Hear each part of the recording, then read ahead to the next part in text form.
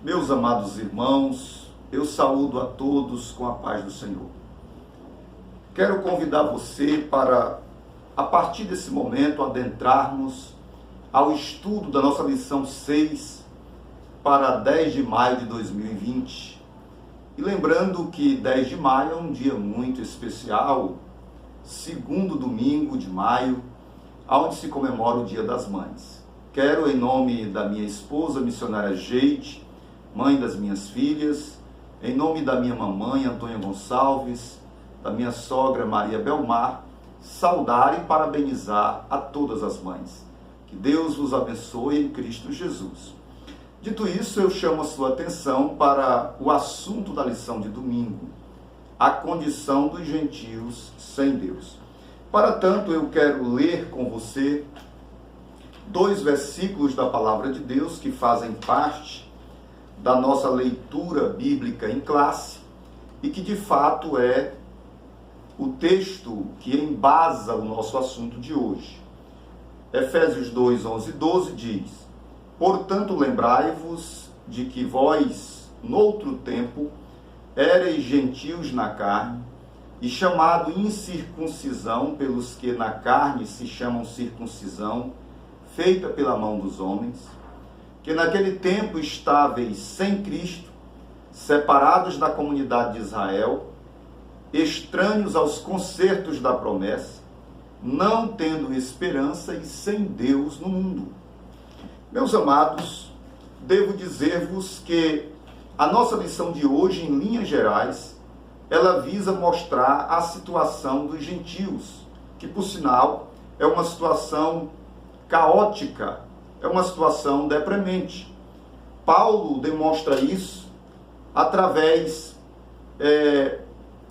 dos termos usados para descrever a situação dos gentios, como bem introduz o nosso comentador aqui na nossa introdução de hoje. A situação dos gentios era a seguinte: estavam sem Cristo, separados da comunidade de Israel, alienados quanto à promessa, sem esperança e sem Deus no mundo.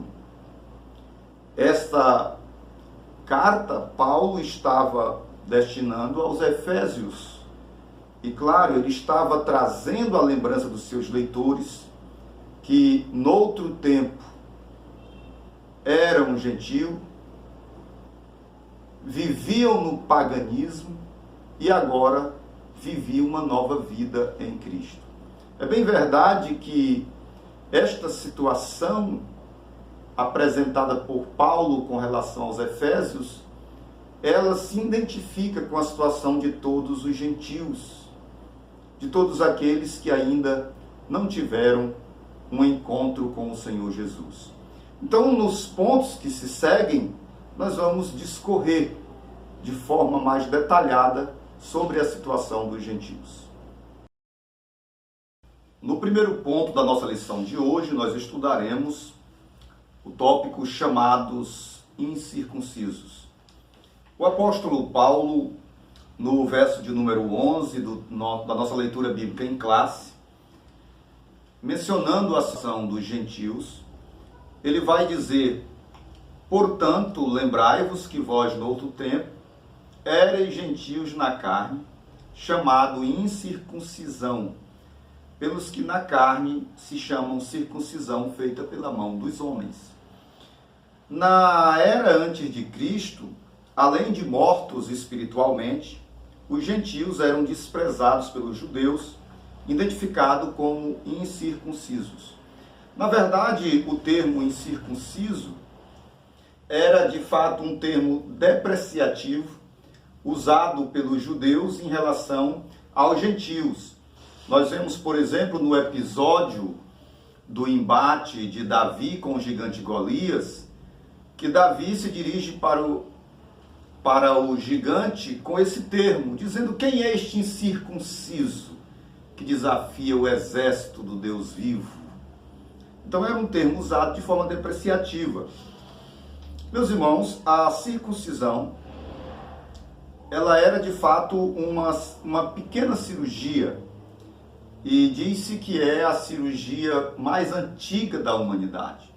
consistia na remoção do prepúcio do órgão sexual masculino. A circuncisão é basicamente a fimose de hoje, né? A cirurgia da fimose de hoje. E a circuncisão, ela tinha e ainda tem, porque é algo ainda usado largamente nos dias de hoje. Alguém pode pensar que a circuncisão ficou restrito aos tempos bíblicos, mas não. Estatísticas constatam que 30% dos homens dos nossos dias são circuncidados. Isso porque a circuncisão, ela se dá por vários motivos. Ela pode ser por motivos religiosos, como é o caso praticado em larga escala por duas grandes religiões mundiais, o islamismo e o judaísmo.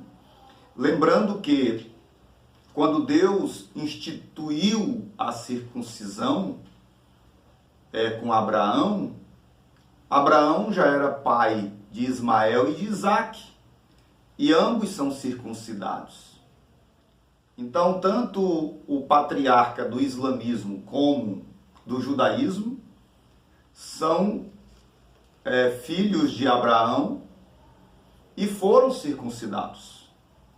Agora, o pacto da circuncisão foi feito de fato com o filho da promessa, com Isaque. Então, a circuncisão, ela era um sinal externo e, por sinal, muito importante para o judeu.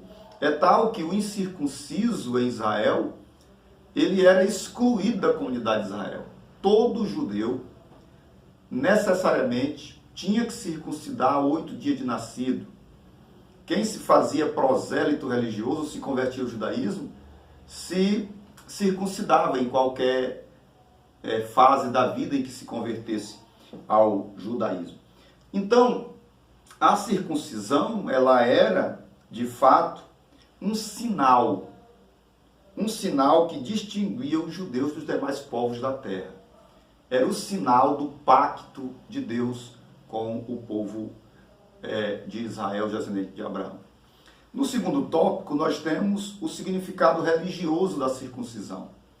Nós sabemos que o povo de Deus viveu em meio a um cenário de muita idolatria. E naquela época, a imoralidade sexual depravada em larga escala era praticada nos cultos pagãos. E havia, por exemplo, nos templos pagãos, prostitutas cultuais. E Deus, quando estabelece essa aliança com o seu povo e traz para Israel esta prática da circuncisão como um sinal visível do seu pacto, ele estava também trazendo ao seu povo a ideia de que esta aliança, ela requereria do seu povo pureza, purificação. E esse era o sentido religioso da circuncisão. Purificação que Deus requeria do seu povo. A circuncisão do coração. O terceiro tópico do primeiro ponto, ele vai abordar algo muito importante. E eu gostaria de ler as palavras de Deus em Deuteronômio, no capítulo de número 10 e o verso 16, aonde diz a palavra: circuncidai, pois, o prepúcio do vosso coração, e não mais endureceis a vossa cerviz. Veja que no livro de Deuteronômio, Deus já falava a Israel acerca da circuncisão interior, da circuncisão do coração. Isso porque, ao longo da história do povo de Deus, Israel, embora tivesse o sinal visível, mas vivia em desobediência a Deus. E Deus queria mostrar para o seu povo que este sinal que estava no corpo deles, este sinal visível, precisava ser confirmado por uma vida de fé e de obediência. Era preciso uma circuncisão interior. Era preciso uma disposição do coração para obedecer a Deus. Então, ao longo do Velho Testamento, Deus já falava disso, da circuncisão interior. É preciso confirmar o sinal exterior com um coração disposto a obedecer a Deus. No quarto item do primeiro ponto, nós temos a circuncisão na nova aliança. Nós sabemos que a circuncisão foi um assunto de muitas disputas, embates entre o cristianismo nascente. Por sinal, o primeiro concílio que houve em Jerusalém, conforme o capítulo 15 de Atos, foi provocado pelo debate, em grande parte, sobre a circuncisão. Era um assunto que promoveu, ou que levou os líderes a promover o concílio. Isso porque os judeus não queriam, em hipótese nenhuma, abrir mão da circuncisão e queriam impor isso sobre os crentes gentios, sobre aqueles que eram gentios e estavam aceitando Jesus. Porque para os judeus a circuncisão era muito importante. Era o sinal do pacto com Deus. Abrir mão da circuncisão para eles era abrir mão do pacto deles com Deus como povo de Deus. Mas era exatamente essa a proposta do Senhor Jesus ao estabelecer a nova aliança. Era a proposta pregada por Paulo. Era que eles abdicassem da velha aliança e abraçassem agora a nova aliança e o Senhor Jesus. E graças a Deus que ao final daquele primeiro concílio em Jerusalém, os apóstolos decidiram não impor o fardo da circuncisão sobre os crentes gentios e, em linhas gerais, sobre os crentes. O segundo ponto da nossa lição: estranhos ao concerto da promessa. Meus amados, a palavra estranho traz a ideia de algo ou alguém que está de fora, alguém alheio à situação. E de fato essa era a situação dos gentios. No primeiro tópico da nossa lição, nós temos uma vida sem Cristo. Era essa a real situação dos gentios. Quando falamos uma vida sem Cristo, nós estamos querendo dizer com isso que eles tanto desconheciam a Cristo, como também eram indiferentes às promessas acerca dele e da sua obra. Hoje, por exemplo, mesmo as pessoas que não servem a Cristo, mas de alguma forma já ouviram falar, a própria história secular trata acerca de Cristo. As datas comemorativas do cristianismo são, de certa forma, conhecidas em todo o mundo.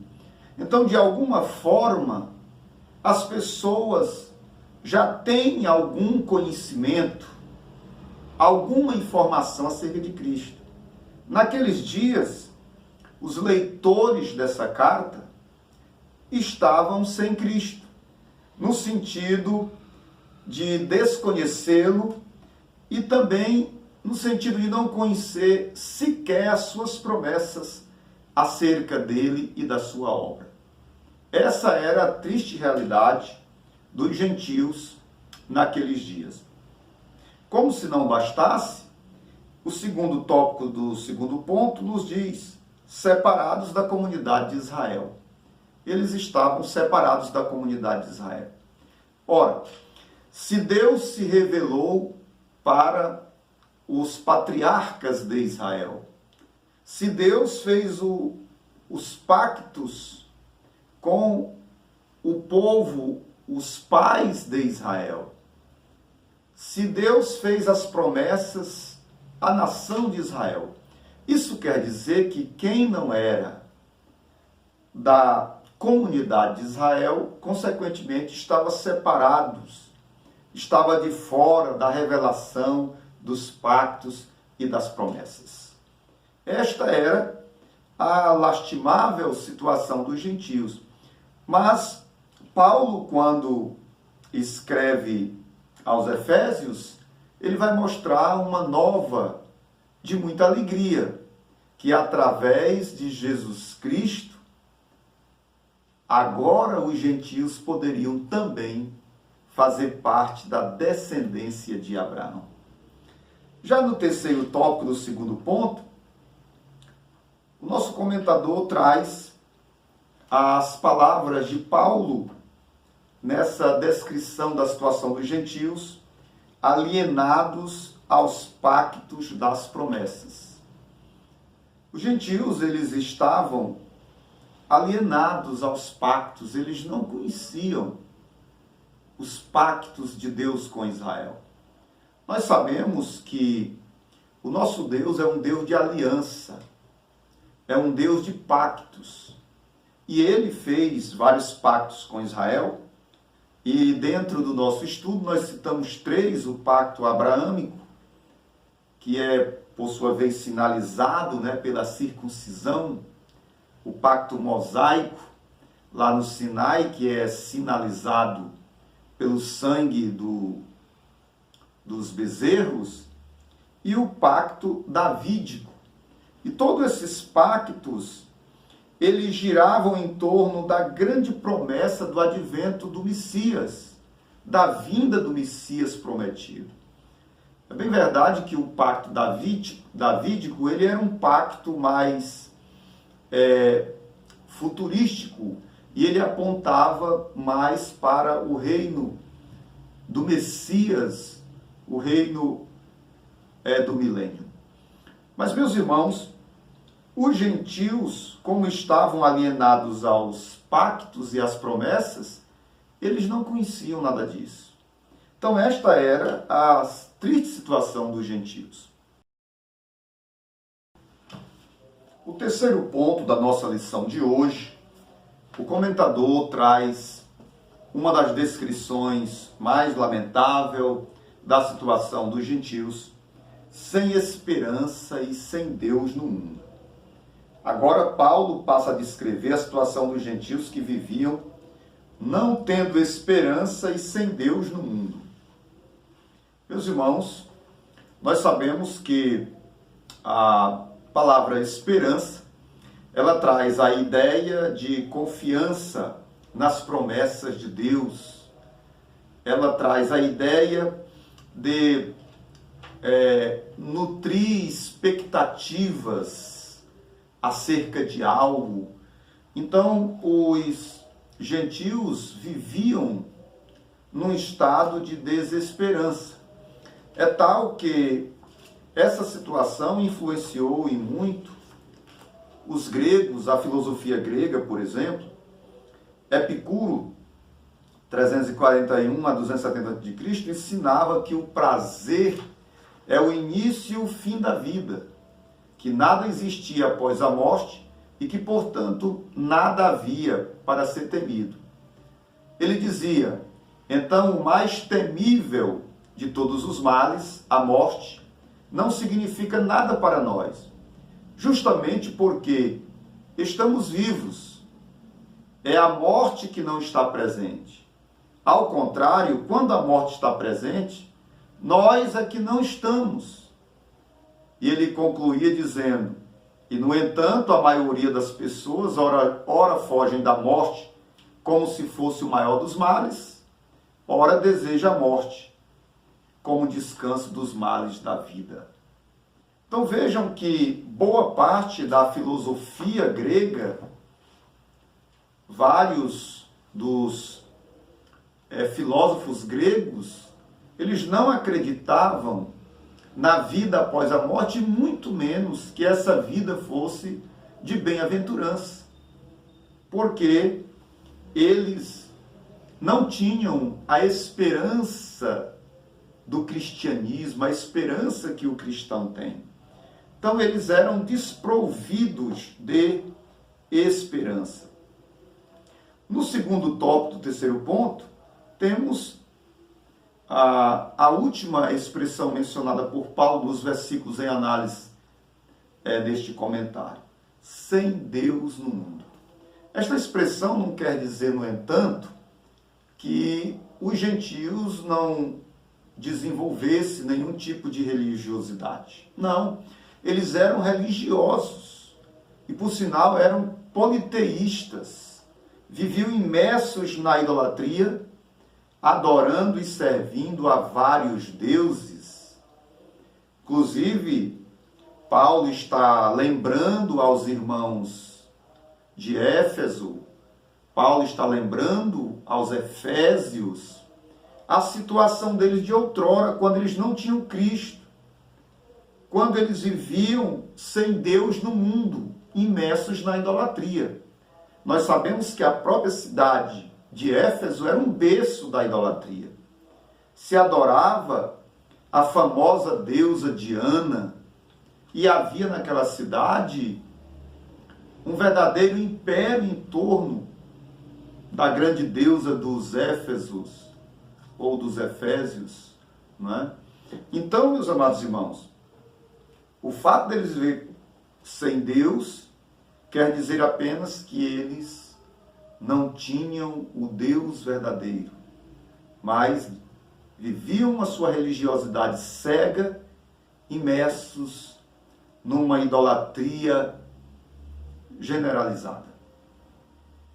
Mas não conhecia o verdadeiro Deus, o Deus Criador, o Deus que se relaciona com o homem, o Deus que nos dá esperança de uma vida eterna.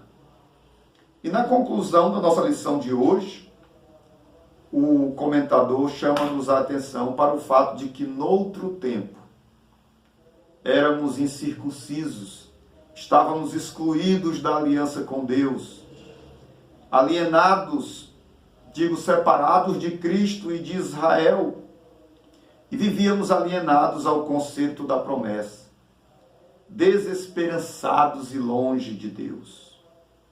Meus irmãos, o comentário de hoje deve nos levar à seguinte conclusão: reconhecer quem nós éramos, pensarmos acerca da situação em que vivíamos e como Deus nos arrancou de lá. E eu chamo a sua atenção, caro professor, que trabalhemos isso com o nosso aluno. Que lembremos da nossa conversão, de onde Deus nos tirou e do que Ele fez em nossa vida, porque cada um de nós somos conscientes das transformações que Deus fez em nossa vida. E que isso nos leve a uma vida de santidade, de gratidão e de amor a Deus, reconhecendo o que Ele fez por nós e aonde nós estamos hoje, em Cristo Jesus. Que Deus abençoe a sua vida, que Deus abençoe o seu ministério, caro professor, e que nós possamos, ao final do estudo desse comentário de hoje, sairmos mais desejosos de servir a Deus, com amor e gratidão. Amém.